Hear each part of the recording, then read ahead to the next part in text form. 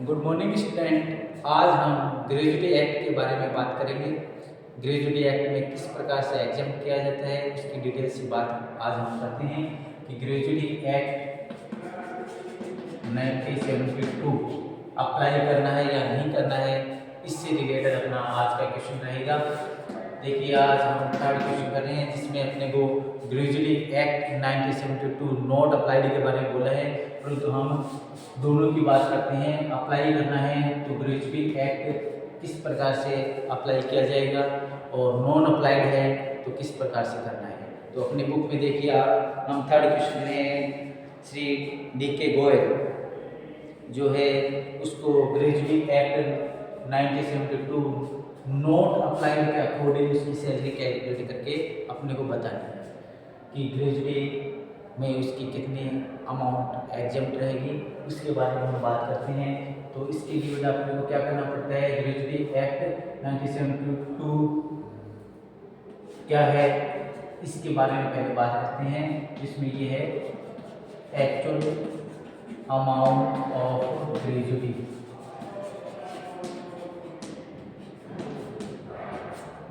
और second point क्या है, लास्ट बेसिक पे प्लस DA डिवाइड में 26 और इनटू कम सर्विस पीरियड। और थर्ड पॉइंट अपना क्या रहेगा, मैक्सिमम ₹20। ये अपना प्रोविजन है ग्रेजुएटी एक्ट 1972 अप्लाई करेंगे तो क्या क्या है, फिर रिपीट करते हैं। एक्चुअल अमाउंट ऑफ ग्रेजुएटी और लास्ट बेसिक पे प्लस DA डिवाइड में 26 इंटू में ये सर्विस पीरियड ये। और थर्ड में क्या है, मैक्सिमम कितने 20 लाख रुपए। इसमें अपने को वैल्यू अप्लाई करानी है और फिर देखना है कितना एग्जाम आएगा। इसके लिए अपने को इसमें वैल्यू पुट करके और फिर अपने को ये चेक करना है कितना है। तो ये अपने को क्वेश्चन में नहीं दिया है, इसमें क्या है, ग्रेजुएटी एक्ट है 1972 नॉट अप्लाइड है।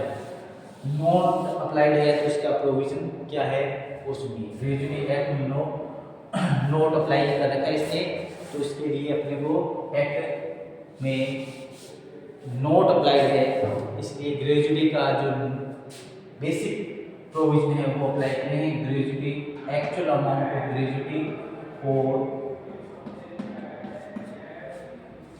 में आपको अपने लिखना है कंप्लीट सर्विस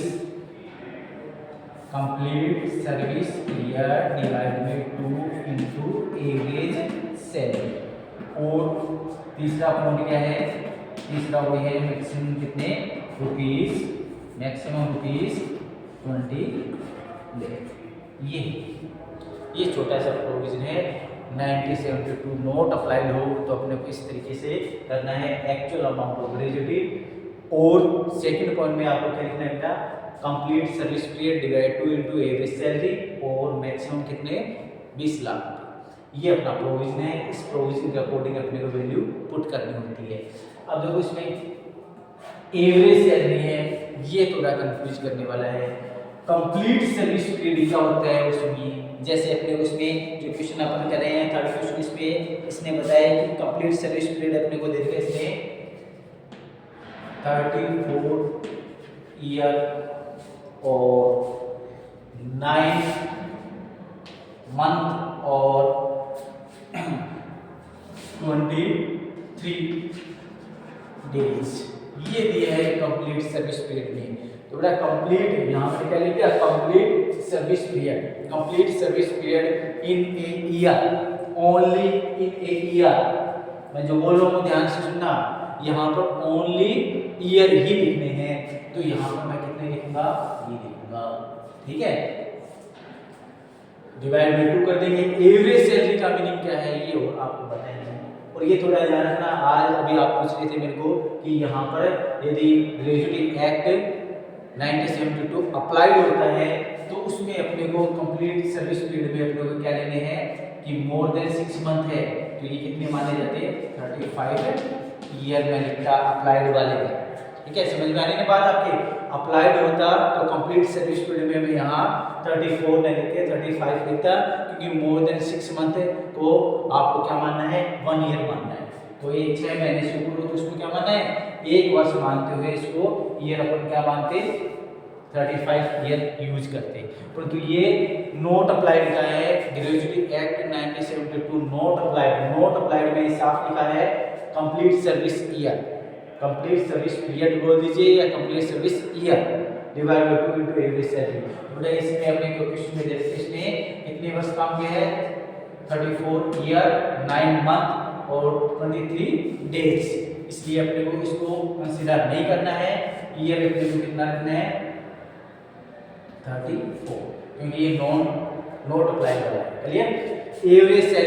एवरेज सैलरी और उसमें मैक्सिमम कितने, वो 20 लाख रुपए वो है, तीनों में हम लोग करेंगे। तो यहाँ अपने को प्रॉब्लम करिए एवरेज सैलरी। तो एवरेज सैलरी कैसे काउंट करेंगे अभी देखते हैं। एवरेज सैलरी का मीनिंग क्या होता है, तो ये सुनिए आप, एवरेज सैलरी का मतलब है कि आप जब रिटायर हो रहे हो उससे जस्ट बिफोर 10 मंथ सैलरी, जब भी आप रिटायर की डेट देखिए उसे रिटायर की डेट से जस्ट बिफोर 10 मंथ सैलरी, वो भी एवरेज, उसको बोलते हैं एवरेज सैलरी। ठीक है, तो ये रिटायरमेंट की डेट इसने अपने को दे रखी है 23 जून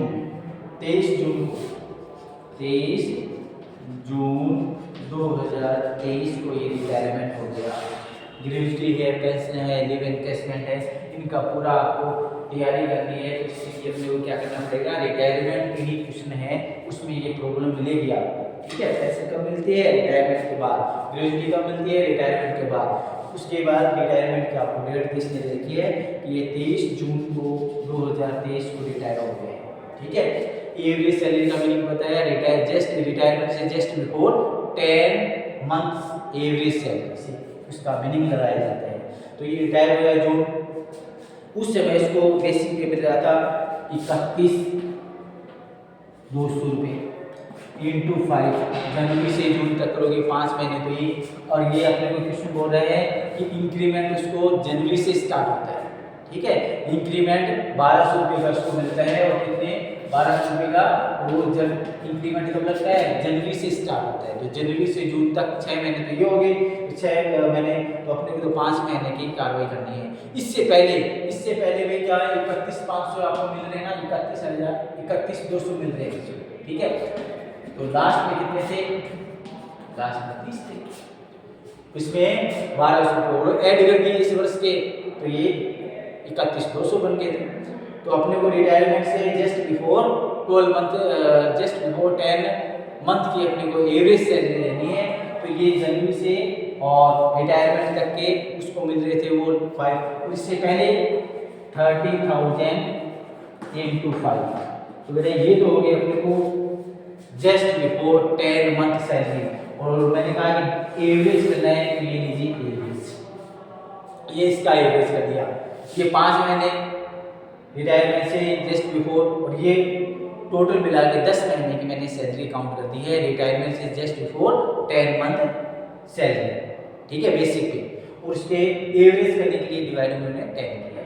अब इसकी कैलकुलेशन हम करेंगे और जो आएगी उसके अकॉर्डिंग अपन कर देंगे। तो ये बेटा आप कैलकुलेट करना 30,600, कितने आएगी, 30,600। एवरेज सैलरी का मीनिंग मैंने कैलकुलेट कर दिया है, वो कितना रहेगा, 30,600 रहेगा। चलिए अब वैल्यू पुट करते हैं। इसको ग्रेजुएटी मिली है, एक्चुअल अमाउंट ऑफ ग्रेजुएटी ये मिली है 5,76,000। तो ऐसे प्रोविजन लिखना है पहले, उसके बाद वैल्यू पुट करनी है। Actual amount of gratuity this one, ये क्वेश्चन में दे रखी है, कितनी दे रखी है, 5,76,000, वो वैल्यू पुट कर दी है। और complete service period divide 2 into average salary, तो कंप्लीट सर्विस पीरियड ये है, कहानी आपको बता दी हमने।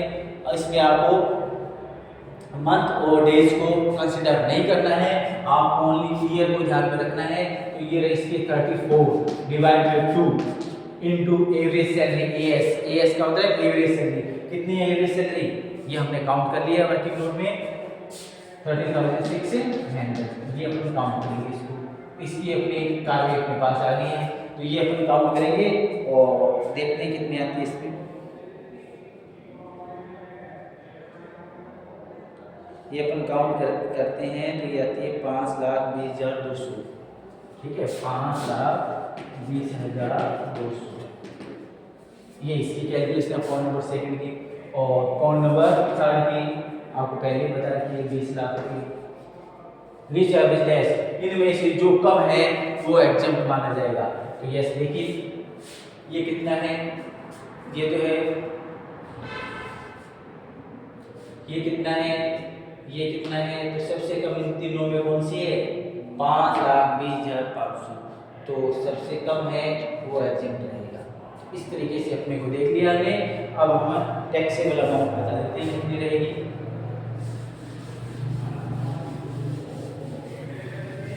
तो वो जो आप कल अपन करें ना वैसे ऐसे लिखेंगे और वहाँ पर जो आप क्वेश्चन कर रहे हो जैसे बेसिक पे हो गया, डी हो गया और बोनस हो गया, जो भी है, फिर आपने यहाँ लिखिए ग्रेजुएटी।